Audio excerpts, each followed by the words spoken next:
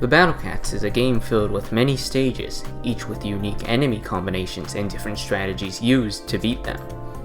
Boss fights are well built up to fights that serve as hallmarks for progression to the player, showing them how far they've gotten through the game. Personally, I would say that a lot of bosses are very well designed and make for fights that are enjoyable, cool, and just satisfying to play. However, not every boss is equal, with some executed much better than others. Today, we will be ranking all of the story mode bosses from worst to best, each based on my own reasoning and judgment based on a few factors. These may include the design of the fight itself, such as the stage schematics, how much the stage feels like a boss fight, and whether it provides a balanced challenge. It will also include more aesthetic factors, such as the appearance and originality of the boss design, the overall theming that the boss portrays, and just the impact that the boss leaves on you when you first encounter it and defeat it. I feel like these are important factors for making a great boss, and the higher the boss is on this list, the more of these factors they satisfy, and to higher degrees. Different factors may have different weights, and I will sometimes be lenient on brushing aside small weaknesses on a boss that has a lot of other things going for it. Likewise, if a boss is built up to be massive and ends up being disappointing, it will be hurt a lot more than normal bosses. Also, when judging the fights themselves, I will only consider the first fight against the respective boss. So no boss refights like in Floor 49 or Space-Time Distortion stages, and higher crown difficulty variants of stages will also not be considered, so don't worry about the dreaded 3-star primitive souls. Which bosses will be ranked? Well, I'll be covering every single final boss from a story mode chapter without outbreaks, every single boss from a legend stage, every single boss from the Heavenly and Infernal Towers, and every invasion boss. This amounts to 29 different bosses in this video. For a quick rundown, here's a brief list of every boss that will be considered for this ranking.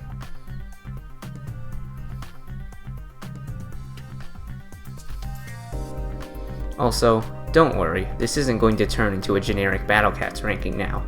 I'm still going to fully commentate and edit the entirety of this video. I also have separated the bosses into tiers, and will announce when we move up a tier during the ranking. And just one important disclaimer, this ranking is not the perfect objective boss ranking by any means. This is just my take on judging the quality of these bosses. So if you have some disagreements, which I almost guarantee you will, you can go ahead and tell me in the comments. By the way, I also took a poll on the community's favorite BC bosses, and an analysis video on the results of that will come out later, so stay tuned for that. Well, now that everything is out of the way, let's go ahead and start the ranking. So here, at the very bottom, we start with C tier. Bosses placed in this tier are very flawed and end up being pretty big disappointments. They may have a few good factors, but I do think that they could have very easily been replaced with a much better boss.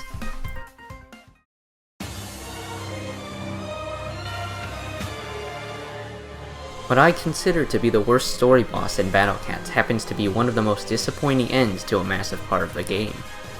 Cats of the Cosmos wraps up the last of the story mode chapters, and with it you might expect an incredible boss at the end. After all, with 9 normal mode chapters and 1 bonus as the Aku Realms, it adds up to 10, which seems like a good stopping point for Ponos when it comes to making story mode chapters. Cats of the Cosmos 3 may very well remain the final story mode chapter for the rest of the game's lifespan. So, what did we get for a final boss? A gimmicky, extremely easy, extremely boring, uncreative, and just overall disappointing boss, known as Final Boss Giga-God, or just God 3. God 3 takes all of the main problems that God 2 had, and fixes absolutely none of them, while also taking up a more prestigious spot for a boss.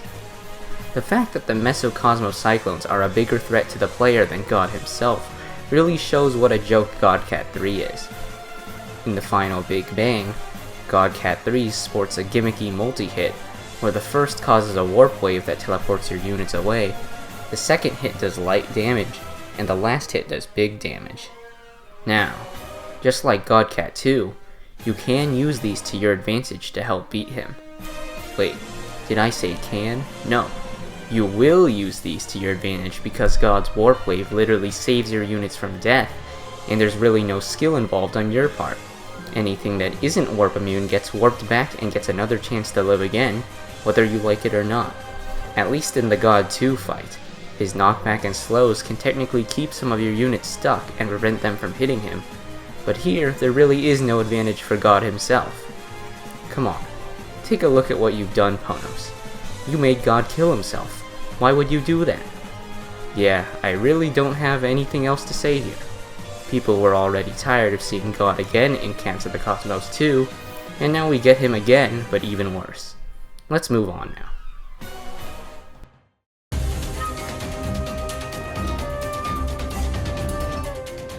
A lot of bosses tend to be challenging and often require the player to either play the game in a completely different way, or optimize a certain common strategy to their limits to obtain victory. Of course, some bosses are a bit easier as well, and as long as they manage to make their fights fun and interesting, it really doesn't hurt them too much. But Urs Fenrir is an extreme case where it's harder to find a video of someone playing the stage properly instead of just outright cheesing it. Most players end up stacking Golfer at the start to kill Urs right off the bat, or just bring Edie along to rush down and remove the boss super fast. When your boss normally lasts under 10 seconds, it's hard to call it anything but flawed. It wouldn't even be hard to prevent the Golfer cheese. You could just prevent Croconators from spawning until Urs does, or change almost anything else in the stage to fix it. But as it sits now, Urs is the most non-boss out of all of the boss fights we have in Battle Cats. It also doesn't help that Urs's design is just a changed version of Ururun's. On a minor note, why does the stage name here make no sense? Like, I know it's a small thing, but for all the other legend bosses, their stage name at least makes some sense. Multiversal Studios has Musashi the actor, Primitive Souls features the soul of Dogumaru in his primitive clay body, and the Face of God quite literally has the boss Doron be a face. The other examples have some sort of connection, but you really can't get anything by matching Urs and Life-Saving Shovel of all names. Well, this was just a minor nitpick, but everything else I stated should explain why Urs is as low as she is.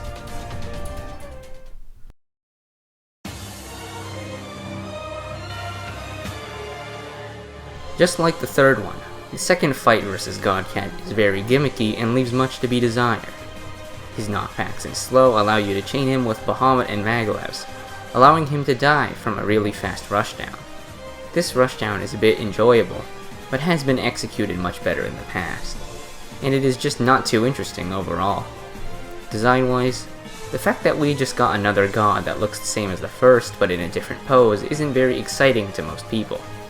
At the very least, the unit you get from this fight, Godcat the Great, shares the same animation as the boss does, so if you were to conclude that this entire fight was based off the unit, it would make a lot more sense and fit more.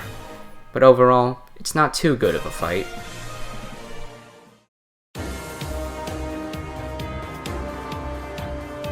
Just like Cats of the Cosmos, Stories of Legend also was inevitably going to get a final boss at the very end. You could argue that this boss was more anticipated than Giga-God, because Stories of Legends is a lot longer, and part of the community back then even thought that Stories of Legend wouldn't even have an end. But after Ends of the Earth built up to the inevitable end with subchapter 48 on the horizon, it was pretty much expected to be the end.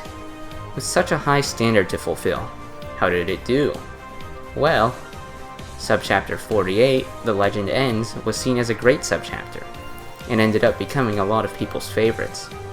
The final fight with Mecha-Bun, however, did end up being quite disappointing for many, as you would just end up stacking Necrodancers to permafreeze the boss, and that would be the finale for Stories of Legends. In a way, it's somewhat fitting that when faced with a target with incomprehensible strength, the Cat army uses its most dirty tactic of abusing status effects to win. Kind of like if there was a legendary Pokemon you had to fight that had 999 attack, but all you had to do was use Spore and then you would just win the battle. Stories of Legend bosses have a pattern where each of them tests a different type of strategy used by the player throughout the game. Ururun plays like a normal game of trying to outrange all the enemies. Lil Nyandam favors quite a tanker playstyle. Mina forces you to go for an all-in rush. Musashi wants you to play the long game and conserve money. And Mecha-Bun seen here makes you use crowd control to win. His design as well is pretty cool, taking the most notable boss in the game from early on and giving you a buffed up robotic version to fight, which is pretty awesome. In the end, Mecha-Bun is a boss where the fight itself is pretty disappointing, but the character that he still has gives him a bit of an edge over all the previous bosses. Moving on to the B tier, these bosses have a decent amount of both good and bad. They may have some strong positives and negatives alike, or just only have a little bit of each. I would say that they are additions to the game that improve it though, so I wouldn't really call any of the bosses here bad. And just for a heads up, this is the largest tier out of any for the list.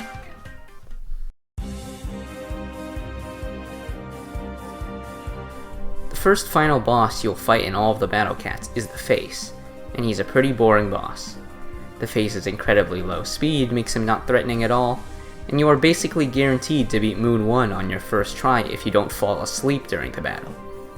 Some people say that the Face being easy helps him be a good introductory boss for new players, and while I do agree, I think that the lack of anything interesting happening in the stage prevents me from placing him any higher.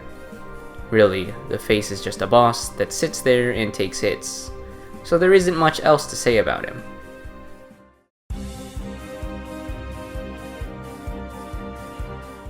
In most boss fights, the boss happens to be what defines the stage, but in the case of Saint Red Fox, where Lil Nyandam resides, you could honestly remove him and the stage would kind of play the same. It starts off with a Bun Bun for no reason, with some other supporting enemies, and then devolves into a game of chipping down Lenores until you can reach and chip down Lil Nyandam himself. For most people, especially on launch, taking down these Lenores gets pretty annoying, and feels like it takes too long to do. This is especially due to the fact that there are infinite Lenores in the stage, so if you take too long, they will stack up and cause you to lose. Nowadays, a lot of people tend to be overleveled for this fight, with Awakened Bahamut and some Gacha Shrew forms, leading it to getting steamrolled pretty easily. Design-wise, while it is funny to see Nyandam as a kid, it isn't too original, basing most of it off Dark Emperor Nyandam himself. Overall, there isn't too much going in favor for this stage, but I think that playing like a normal stage and just being decent overall is enough to earn a spot in the B tier.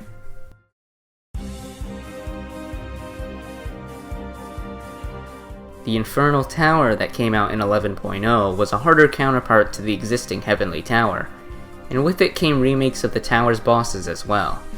Masked Grandmaster Cat tries to replicate the success of the original fight with Hermit, but ends up failing to do so. With all the power creep in the game when he came out, it was hard to create a boss fight that would succeed floor 30 properly, as we have a lot of anti-wave options now. You can really just spam all your wave immune attackers to make the stage rather easy.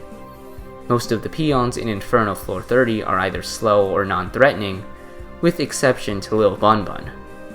Though I feel like the peon weight is too much towards Lil Bun Bun, as he is by far the hardest to deal with and almost certainly the cause of you losing. In the original floor 30, you are under pressure and can fall apart at any time from a mistake. But here, you can really only fall to Lil Bun Bun. The stage does keep the gameplay style that floor 30 had, but it is a worse experience from the power creep. In the end, Masked Grandmaster is a good attempt at trying to be another floor 30, and while he doesn't succeed at that, it does end up being a pretty decent boss in his own right.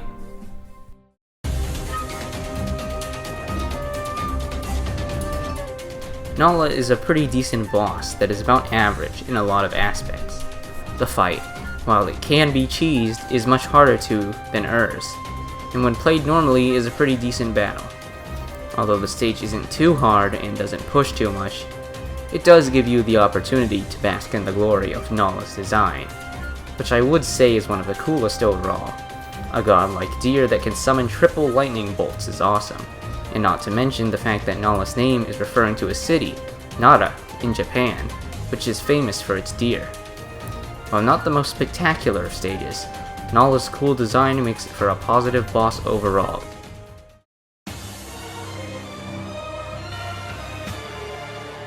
The fight against High Priest Mamon ends up leaving something to be desired for most people.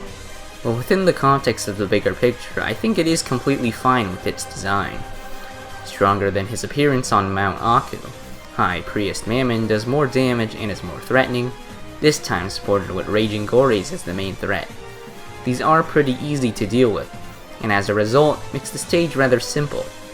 A problem that some people have with the stage is that despite being the last stage in Aku realms, it is easier than some of the other ones, like Mexico and Hawaii.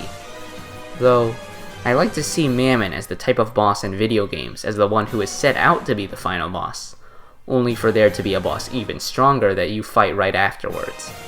For fitting this role, Mamon does an excellent job, especially when paired with the lore from the intro and outro to the chapter, making him seem like a pretty goofy antagonist. He sets up into Jagando well, and while his own fight is mediocre, I think the character is enough to place him here.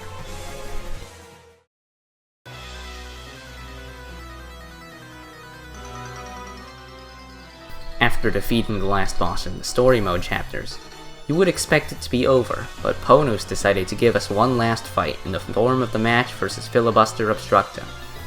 Filibuster is a very original enemy, being able to one-shot your base from any range if he gets his attack off, but can easily be knocked back and have his attack interrupted. Paired with the stage having an enemy limit of 2, this makes the stage feel very unique. I will say though, having only 2 enemies in the stage at once, where one of them is Filibuster himself, makes the stage end up being way too easy. Hey, remember when you could kill Filibuster with just the sniper power-up? That was pretty funny. But anyways, the enemies in the stage fall very easily to crowd control units and end up getting permafrozen until they die, leaving Filibuster to never pose a threat at all. Also, as you may know, the stage has a pretty good song, which usually ends up being most people's favorite song in the Battle Cats. Being cool in a lot of these visual and theming aspects is great, but the fight itself being such a joke really holds Filibuster back from being any higher on this list.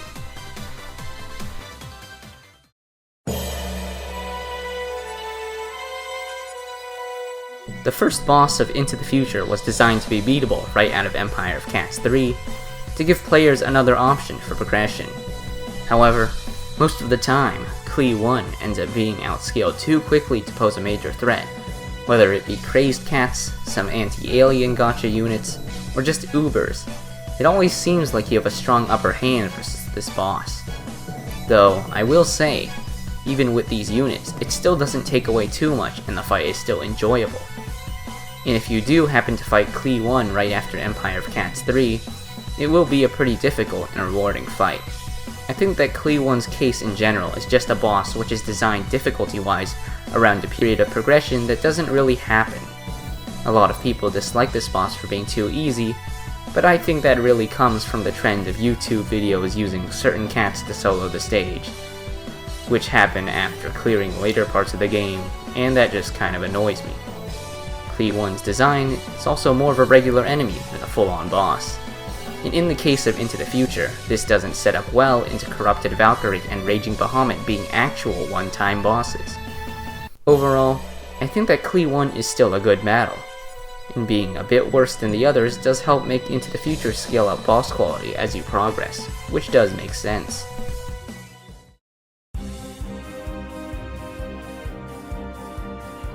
Back to the Infernal Tower, I feel like Yulala's remake does a lot more justice to his own fight than Hermit does.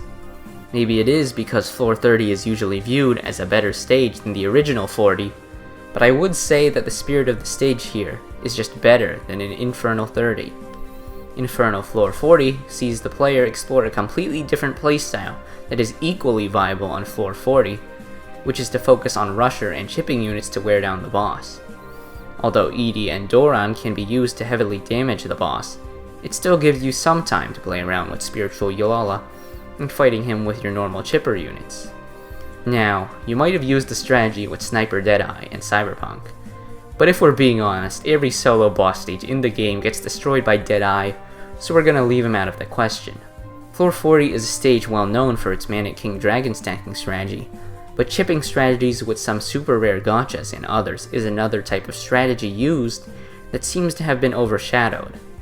Inferno Floor 40 bringing that to light is what makes it a very good remake stage in my opinion, and grants it this placement on the list. We now reach A tier, and I would say that all of these bosses definitely have more good than bad in them. They are all good additions to this game, and make for bosses that I can look back on as just good experiences in general. Although they may have some flaws, they have other aspects that do make up for them. You might be surprised at me calling over half the bosses on this list A tier or above, but I really do think Battle Cats has some pretty well designed bosses.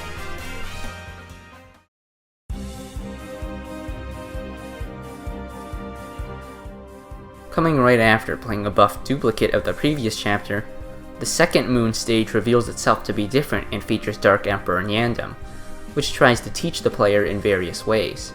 Nyandam acts as a tutorial for dealing with traits, especially due to being red and having red one-horns as the main supporting enemy.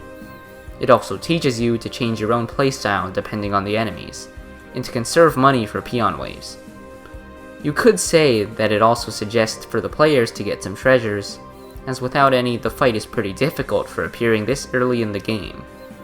Most new players will lose to Nyandam on their very first try if they go in blind, and once they activate some treasure, it goes a lot smoother. He is also a pretty big step up from the face in terms of how threatening he is, with his larger range, and is obviously a better visually designed boss. If you are wondering why he is this low, just keep in mind that at least to me, there are some really good bosses in this game, that outweigh Nyandam with just more interesting fights, or better executed theming and designs. There isn't too much bad you can say about Nyandam, he's just a pretty good boss all around.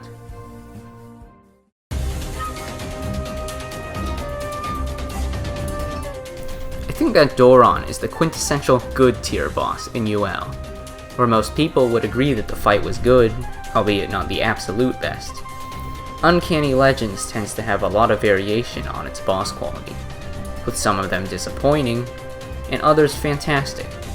In this ranking, Doron sits right in the middle, but still ends up being a good boss.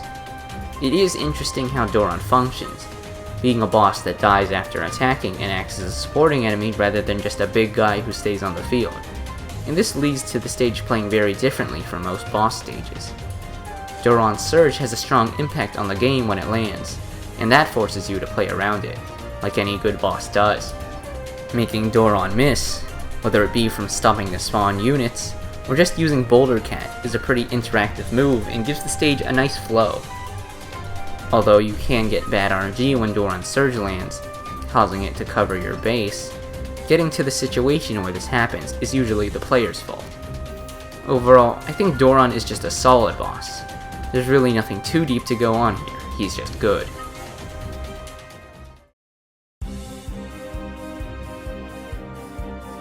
Right in the middle of the list, we have one of the most polarizing bosses in the game. And of any of the bosses on this list, none of them have set the difficulty ceiling as high as Mystic Mask Yulala, who became an infamously hard boss on release. Just like the tower boss that came before itself, Yulala changes how you play the game, and expects full mastery for players to progress, at least until he was hit with inevitable power creep as all bosses eventually do. But on release, Yulala demanded both a very good strategy and very good mechanical skill from its user, which were never tested before to this degree.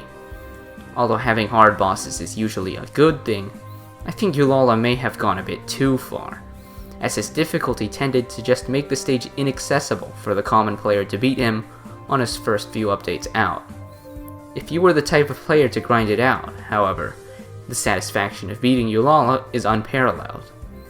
And if you are a bit more masochistic, playing the stage with lower levels and less units can act as a certain type of incredibly difficult fun.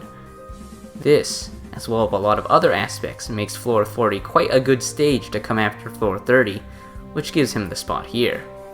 Although a lot of players end up hating him, I think at the end of the day, Yulala is just a boss you have to learn to love.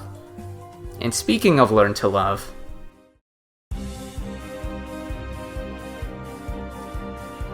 going into my polls so far, I did not expect the most controversial boss of all to be Mina, or codename Red Riding.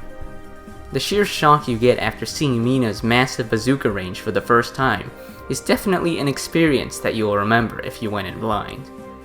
Given an absurd range capable of sniping down your base after taking just a few steps, Mina is clearly playing dirty, and to beat her, you're gonna have to play dirty yourself. It seems that the players outsmarted Ponos when they made the H-Naw rush strategy, and taking out Mina before a lot of the other enemies in the stage arrive. I mean, given how much still spawns after Mina dies, I'm guessing the original intent was for you to stall Mina in the back and bring your usual attackers forward. But whatever strategy works can be and will be used.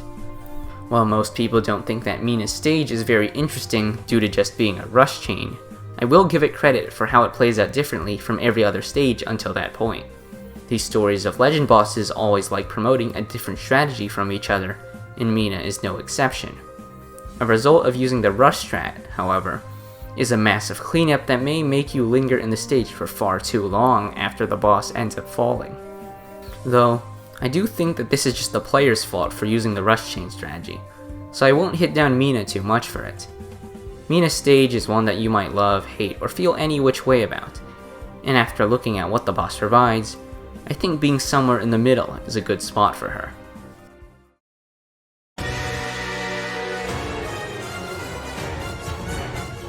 Priest Mamon foreshadows the Lord of Ruin at the start of the Aku realms, and at the very end of the saga you fight Jagando, the big man himself. To start off, Jagando's design is probably the best in the entire game. There's quite a bit of detail in his sprite, the animations feel good to watch, and other small things just make him both a menacing and great looking boss overall. As for the enemy himself, Jagando is also designed very interestingly, with 2 weaker hits followed by a larger one with a surge chance later. This also ends up being pretty cool, and prevents him from having a massive downtime in his attack cycle, resulting in him keeping up the pressure. Where the quality falls off a bit, I would say, is in the stage itself. Mount Aku Invasion, while not the worst of stages, was a pretty tedious one on launch. You would have to rely on Aku Researcher RNG in order to pierce Fallen Bear shields, and with the stage heavily suggesting the usage of Rich Cat and being no continues, it can be pretty annoying to get through. This was resolved later with the introduction of power creep, such as Cactus and Supercar Cat, so nowadays Jagando remains a pretty cool boss without many flaws. Definitely a great end to the Aku realms, and much better than the end of Cats of the Cosmos.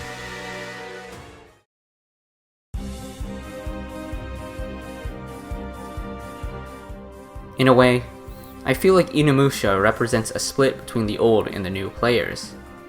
For old-time players, Musashi's fight was an incredibly fun back and forth long game battle, which tested how well your money and resource management was. It may have been a bit easy, but still had enough challenge to keep you busy. Nowadays, a lot of players end up cheesing the Musashi fight, whether it be from using Shigon Cat or over-leveled units, and then just not end up liking Musashi all that much. I'm siding with the old players on this one, and going to say that Musashi's fight is well done and incredibly fun to play. Besides, Honus really couldn't have predicted the future, so there was no way to keep Musashi in his peak state.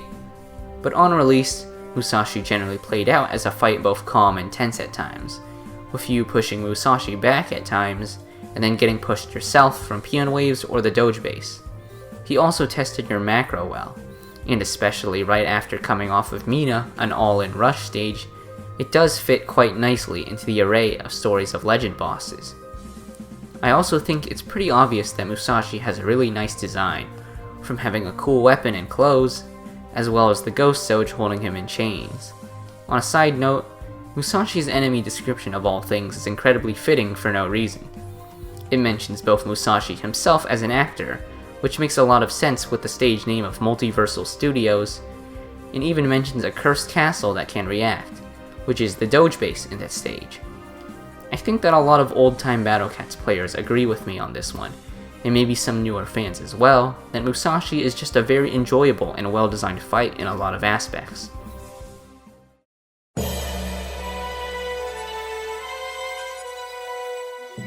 One fight that I would personally consider underrated is the one versus Corrupted Valkyrie in Into the Future Chapter 2 Moon. although she is overshadowed by the much more popular Raging Bahamut that comes later. Valk has everything she needs to be an excellent boss. A tense battle with strong supporting peons, a good design to look at, and a very fitting song choice. Yeah, for some reason a lot of people I know think that the future moon theme fits Corrupted Valkyrie very well, probably due to how dramatic that song is. Compared to Cli-One, Corrupted Valkyrie is a harder stage due to having more things to deal with, and while coming at a similar progression point for most, it isn't as easy to outscale as Cli-One is. In a way, Valk serves as a great middle point between Cli-One and Raging Bahamut. While Cli-One plays like a long battle, and Raging Bahamut plays like a fast battle, Valk comes in between, giving you the option to play a long battle, or just try to DPS down the boss before the pig arrives. This is also the first time that the player encounters something that looks similar to one of their own units, making the impact when going into the stage blind a lot stronger. Overall, Corrupted Valkyrie is just a very good fight, without any major weaknesses, although I do believe it isn't the best fight from Into the Future. We are now in the top 10, and with that, are also in the S tier. Bosses in this tier have very few flaws or have very strong positives that put them this high on the list. I think that these final 10 bosses show a good overall representation of the best parts of the Battle Cats, and are bosses that should be used as frameworks to make future bosses great.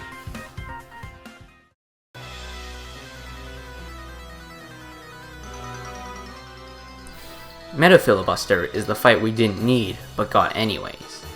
Being a remake of the original Filibuster fight, Metafilibuster keeps what makes the original Filibuster fight good, while eliminating its biggest weakness. This time, the fight isn't a joke, and can actually be pretty challenging to beat without UL Legend True Forms. Instead of having an enemy limit of 2 like Filibuster does, it has an enemy limit of 3, which not only allows the enemies to be more threatening together, but also allows you to develop strategies where you choose the order when certain enemies die. Metafili himself is also no joke in this stage, and in most runs he does manage to get his attack off. However, because the stage length is long enough so that Metafili doesn't hit your base when pinned to his base, this again opens up more strategies that you can use. Now, I know that the sporting enemies are all behemoths, and you probably think that I absolutely despise behemoths, but I actually think that the behemoths serve a purpose in this stage. Looking at runs of the original Filibuster, a lot of the solo peons happen to get subdued with crowd control and permafreeze. Due to behemoths having more immunities, this tries to prevent it from happening, and is successful at that, as most runs tend to focus on a lot more raw damage than crowd control, with the exception of bringing Doron from Agamajo. Also, no Hazuku here, isn't that just great? Letting players have the option of using UL True Forms to make the stage significantly easier is also a good move. Metafili is placed at the first stage of Zero Legend, and in a way parallel to an Ancient Curse, it highly recommends that you pick up the Legend True Forms in order to beat them. Of course, due to behemoths being overpowered enemies at heart, your unit pool for the stage is rather restricted, but I think that the other aspects in this stage definitely make up for it, and cause Metafilibuster to be an overall great fight.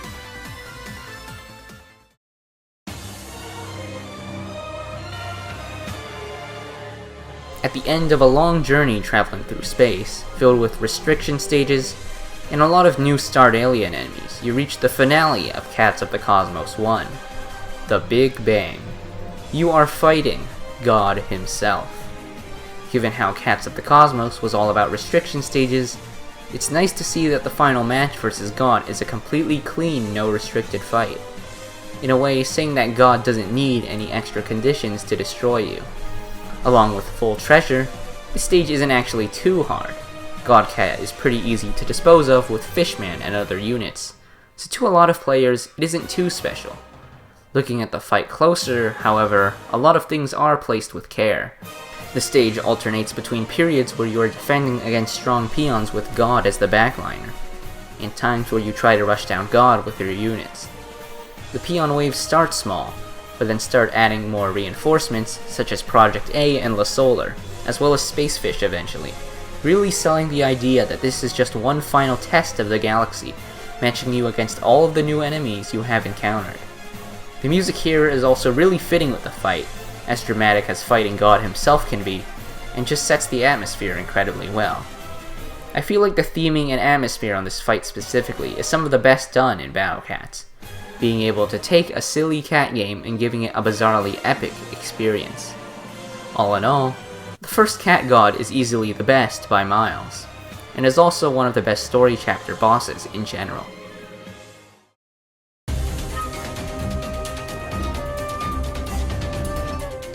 A stage hated so much on release, but looking back at it now reveals truly how important it was. Dogumaru is a boss that sets the standard for UL bosses extremely high, to the point where no other boss has really matched him in quality until the very end.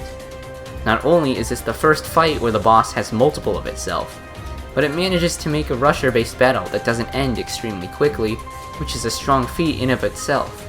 Difficulty here also plays a large role in why it is so good.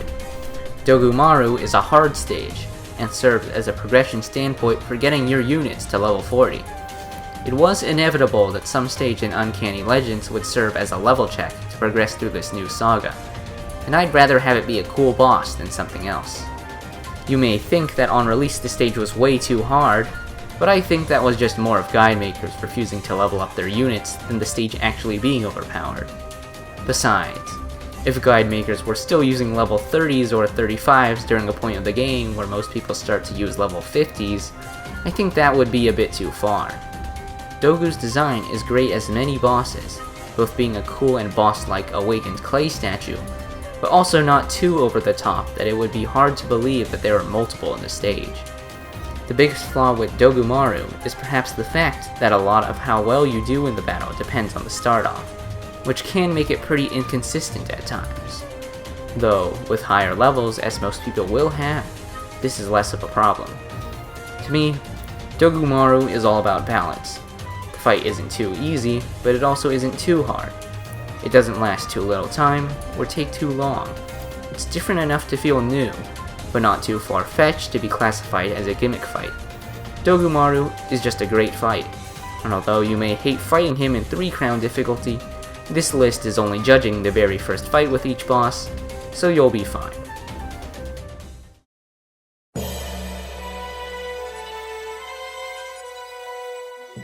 One of the most overlooked things that people can forget about Into the Future is timed rewards. Such a simple change between Empire of Cat and Into the Future affects how you played Into the Future a lot faster than Empire of Cats. And to finish off the end of such an amazing story saga, you get a fight versus Raging Bahamut, who really tests how fast are you. Raging Bahamut's stage plays out a lot differently from the other two future bosses, in that there are a lot less threatening peons, but after a long time, an alpaca comes out and makes the fight significantly harder to deal with. Knowing this, most players will end up rushing down Bahamut as fast as they can with everything they have, which makes for an extremely satisfying finale. Raging Bahamut's design is also great. I think most people can agree that Awakened Bahamut has an incredibly cool design, and especially when compared to how Holy Valkyrie only got a few changes in true form, Bahamut got a complete overhaul and acts completely differently. Awakened Bahamut himself, doing more damage per hit than the boss does, helps relieve the common meme of the unit being extremely weak compared to the boss, and makes for a great reward coming out of Into the Future. If he has any flaws at all, I would say it actually comes down to the difficulty, although some people do end up having a bit of trouble on the boss. For most people, there is only going to be one difficult peon wave, and once you are past that, you've essentially won.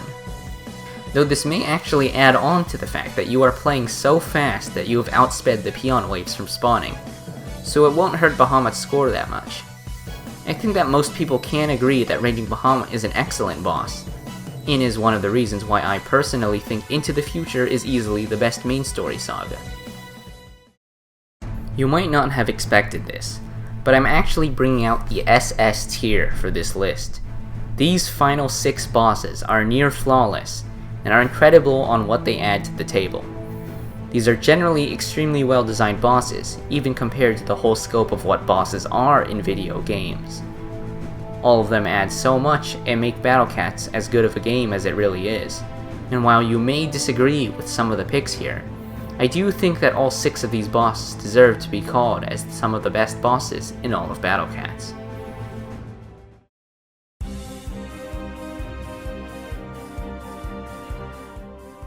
There is a good reason why one of the most iconic mobile game boss fights of all time is Teacher Bun Bun.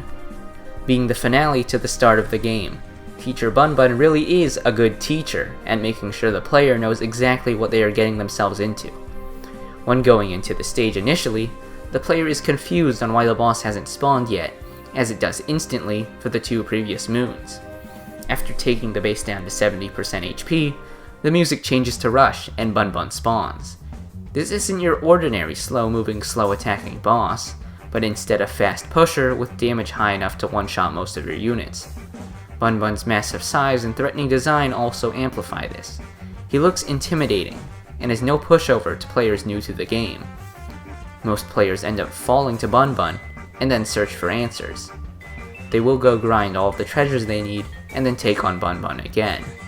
Using the power of meat shielding, a super important part of what defines the gameplay of Battle Cats. They can put Bun Bun in his place. It's a close fight, but usually they will end up winning, maybe after a few attempts. Bun Bun acts as an important test to see if the player is willing to be a Battle Cats player, both testing their ability to follow strategies in the battle, and their mindset of being able to withstand grinds as heavy as treasure grinding, which will be required for progression. Topping it all off with one of the most memorable experiences in the entire game, and it gives Bun Bun a role and character like nothing else. There really aren't even flaws with this boss. It does exactly what it needs to do, and even more, without lacking anything. On replays it may seem a bit too simple, but it really had to be like this due to being a tutorial boss. At the end of the day, Teacher Bun Bun is just a super iconic boss that does an exceptional job at teaching the player the game.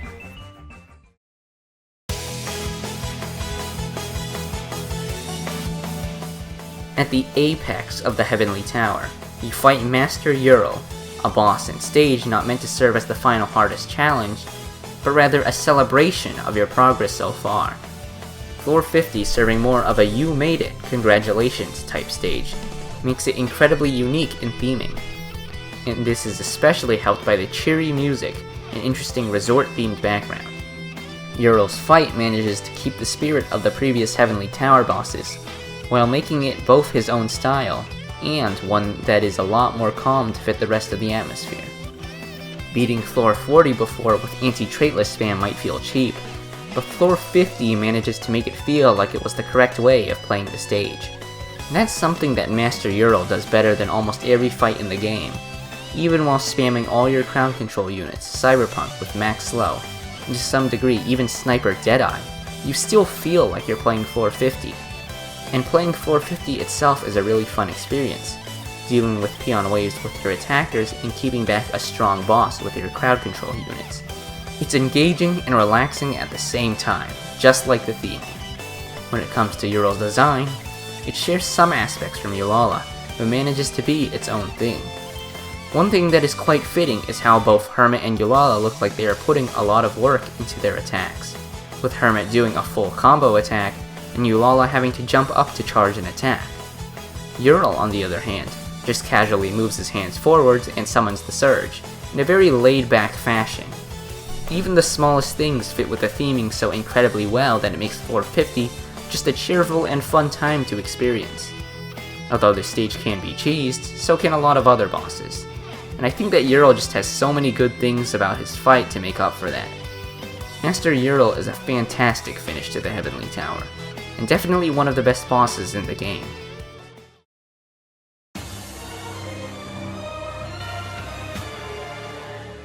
Star or crown difficulties on a legend stage are some of the most mundane things to clear at times.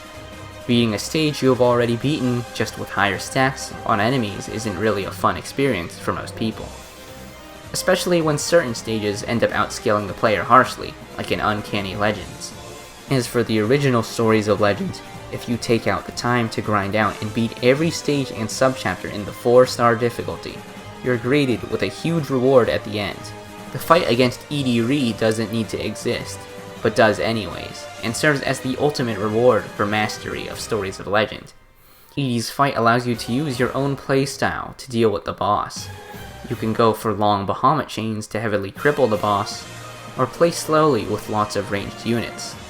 Whichever you do, it requires a lot of strategy in dealing with peons, managing your units, and monitoring the boss's attack. Edie's fight is always engaging and always challenging, because any mistake can cause you to lose something important, like Bahamut, a unit stack, or some other legend unit. Design-wise, Edie is a lot of people's favorites. It's cool while managing to not be edgy at all, with a small figure and some relic components. Edie really does feel like the true ending of Stories of Legend, and does a much better job at this than Mecha-Bun. If I'm being honest, I can't really pinpoint any flaws at all with this fight, given it was designed to be played in 4-star restrictions. It is for sure the best 4-star stage in the game, and Ri will be a very important progression hallmark, as well as just a memorable experience for many players to come.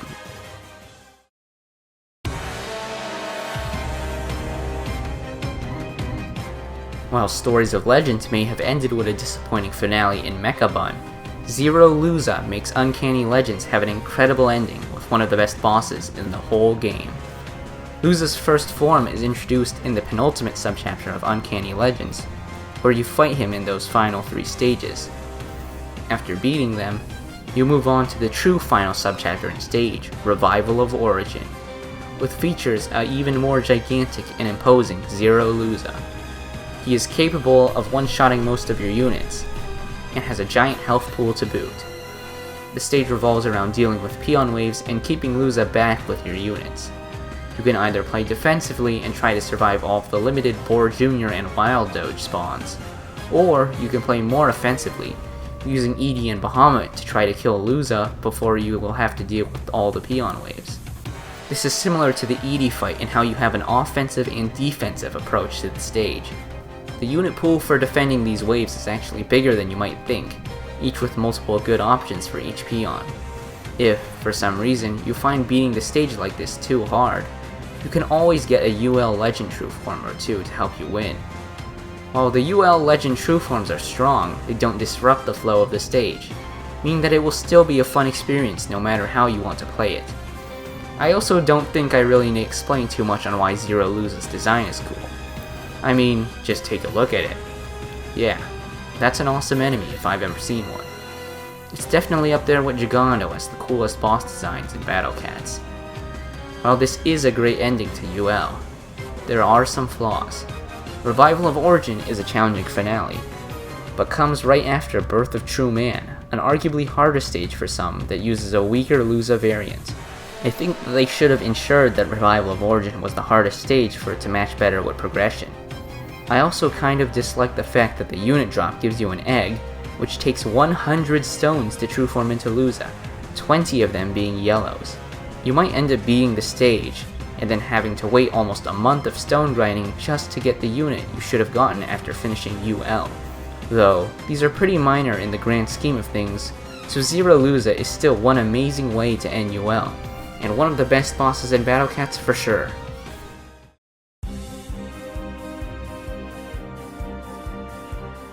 I reviewed what I know about all of these bosses and my own criteria several times. A lot of the bosses in the middle ended up moving up and down for various reasons, most of the time because I ended up remembering or learning things about them. For example, Raging Bahamut moved up the list when I was making it, and Yulala ended up moving down. One thing that stayed the same throughout all versions of this list, however, was the top 5. Those bosses and their order were set in stone from the beginning, and even after reviewing all of their factors and my own criteria several times, they still stood in their places. I know a lot of you will be confused, angry, or disappointed that I placed this boss here, but after looking at everything, I still do truly believe that Ururun Wolf is the second best boss in Battle Cats. Ururun Wolf manages to successfully meet all of my criteria, and suffer from none of the flaws that any other boss lower than itself on the list does. Let's start with the positives. I would say that the Great Escaper is one of the best designed stages in the early game, as it showcases a lot of different styles and mechanics in one stage. Doing this is especially good for Ururun in particular, as she is the boss to set the standard for the rest of all of the legend bosses. You have the standard outranging war, but also a bit of tanking used to deal additional damage to Ururun when she is alone. Using type effective units and crowd control for the boar is recommended, and the stage even has an assassin bear timer to showcase some gimmicks. You may think that that's a bad thing, but it actually helps deter stacking strategies and gives the player a sense of pressure throughout the whole stage. You're always on your toes when fighting Ururun, even if Arost is dead, or the boss herself is. Ururun does manage to be a crucial part of the overall design of the stage, adding damage to your side of the field and helping the enemies push. When Ururun dies, that's when you can start to push up and win the stage. Ururun also is in the point of progression where most players either have crazed cats or low-leveled Ubers, and while both can help you beat the stage, it still remains no joke unless you have dedicated anti-traitless Ubers. The way Ururun's design is presented is also extremely well done. When you first enter the Stories of Legend menu, you are greeted with a simple message. Stage Clear Reward 1. Clear the Great Escaper for a chance to get the special unit Ururun Wolf. Presented as a silhouette, it makes the player want to know what Ururun looks like, and what she does. This simple message tantalizes the player and gives them the best reason to start grinding out Stories of Legend. After Empire of Cats Chapter 3, you get Bahamut Cat, who uses a purple energy ball to deal massive damage to enemies. Before Ururun, not a single enemy uses this sort of energy ball type attack, and none of them can stand up to Bahamut as a result. When you fight Ururun, she reveals herself to be a user of the blue lightning energy ball, subtly indicating that she is the first enemy able to match Bahamut in power. This is reflected in both the enemy having overall good stats, and even in the unit you get, which in most players' runs ends up being a crucial unit to help the player through the early game. Ururun displays herself as being powerful, and backs it up by joining and helping your team. If being extremely fitting and cool wasn't enough, she's also a reference to the Studio Ghibli film Princess Mononoke. Notice that Ururun manages to avoid a lot of the problems that other bosses have.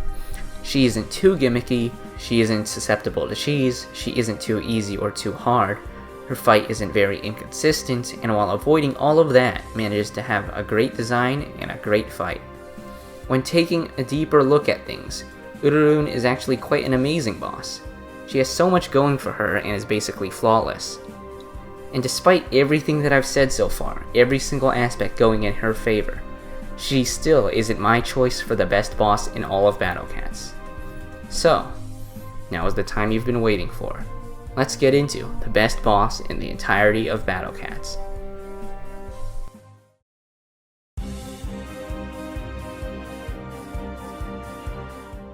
"29 bosses, and only one of them can be the best. If you've kept track of who is remaining, you should know who is left. Some of you are surprised, but I think a decent chunk of you guys were expecting to see this boss high up, and potentially at number 1. This boss meets all of my criteria, has next to no flaws, and manages to bring a completely unique experience to the table. The best boss in all of Battle Cats is Hermit Cat from floor 30. Hermit Cat does everything a good boss needs to do to an incredible degree. To start, floor 30 is a contender and some people's choice for the best stage in the entirety of the Battle Cats. The stage features Hermit Cat as the boss, and spawns waves of Ginger Snake, Doge Dark, and Trolley Blogger to support the boss. Floor 30 operates in a completely different way from most fights in several ways. First of all, Hermit is an extremely strong and scary boss, but he can't really push you by himself. When close to your base, you can permanently stall him with just a single meat shield. The supporting peon waves look innocent enough, but can actually help Hermit push a lot. The goal of floor 30 is to slowly deal damage to Hermit with either your wave immune units or chipper units that you send at him, all while using those and your other units to defend versus the peon waves. This stage ended up being the hardest on release. It took some time to solve. People started to realize that a lot of units can actually be used on the stage, resulting in floor 30 having a very large unit pool. There are so many units that are viable for helping you on floor 30, and you can choose them to express your own playstyle. Attack up combo and rapidly deploying Fishman and other chippers to damage the boss faster, or going for a more defensive approach with more options to counter peons both work for different types of players. This formula results in creating one of the most fun and engaging experiences in the Battle Cats. One so enjoyable that you frequently see players creating their own challenges and restrictions just to beat floor 30 again for fun. Even casual players seem to have fun rebeating floor 30 when the tower comes back up, and that alone is an achievement. Hermit's design might not look like much, but that doesn't stop him from having some cool things about him. First of all, Hermit along with the rest of the Heavenly Tower is a Dragon Ball reference, with Hermit being very similar to Corin. He attacks by using a 3-hit melee combo, which is pretty cool to watch. His staff also looks like the Heavenly Tower itself, which is a nice touch. In a way, Hermit is interesting because he is the first boss you fight who is actually a cat. Other bosses you fought before, like Inumusha, start as a Doge variant and then give you the cat variant with Unlock, but Hermit Cat is just a cat straight up. As for floor 30, the unique background really sells the stage for being something else. At least on release, you would be on the top floor of the tower, and fighting an enemy like Hermit is definitely worthy of being placed at such a pedestal. While it might not be as epic as something like Zero Luza, I still think that Hermit has a good amount of charm. The main reason why Hermit outranks Ururun and claims the number 1 spot is simply because Ururun's biggest weakness is that she doesn't do anything in particular in an astoundingly good fashion. She's more of just a great boss in every way and without any major flaws. Hermit, on the other hand, is an amazing boss in many ways and also has next to no flaws. In a way, Hermit himself and floor 30 can be seen as a microcosm of the entirety of the Battle Cats. Simple at first glance, but quickly unpacking itself as a well-designed mixture of the simple and complex. There's a lot to like, and although it may be hard to get into, once you do, it ends up being an incredibly enjoyable experience. At least to me, Battle Cats is some of the most fun I've ever had with a video game, and floor 30 with Hermit Cat is also some of the most fun I've had with a stage in the Battle Cats. And at the end of the day, while having all aspects of game design mastered, maybe just being fun is really what makes a boss this good.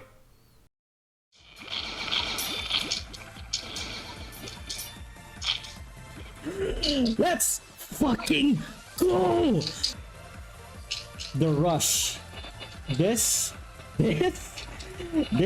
everyone? This is why floor 30 is the best goddamn stage in the game.